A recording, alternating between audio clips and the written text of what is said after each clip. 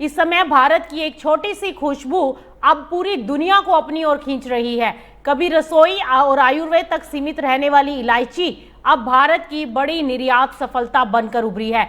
पिछले 2 सालों में भारतीय इलायची के निर्यात ने ऐसा रिकॉर्ड बना दिया जिसने विदेशी मसाला बाजार में भारत की ताकत को और मजबूत कर दिया है।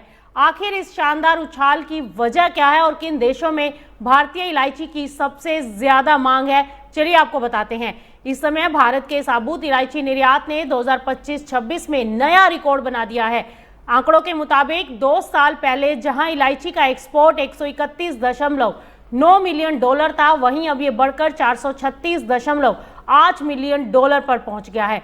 यानी कि महज 2 सालों में निर्यात मूल्य 3 गुना से भी ज्यादा।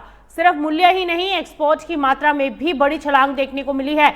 2023-24 में जहां 7,083 टन इलायची का निर्यात हुआ, वहीं 25-26 में 16,399 टन बढ़कर ये निर्यात पहुंच गया। यानी निर्यात की मात्रा लगभग दोगुनी हो गई।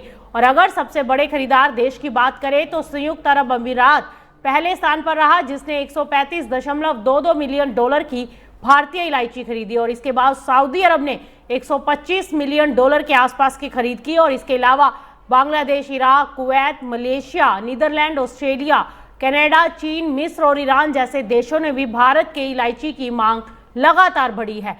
भारत में मुख्य रूप से 2 तरह की इलायची उगाई जाती है, एक छोटी और एक बड़ी।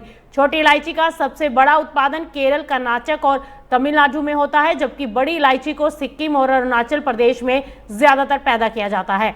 जानकारों के अनुसार भारतीय इलायची की बेहतर क्वालिटी, अनोखी खुशबू और अंतर्राष्ट्रीय गुणवत्ता मानकों का पालन, आधुनिक प्रोसेसिंग और बेहतर मार्केटिंग ने इसे विदेशी बाजार में नई पहचान दिलाई है।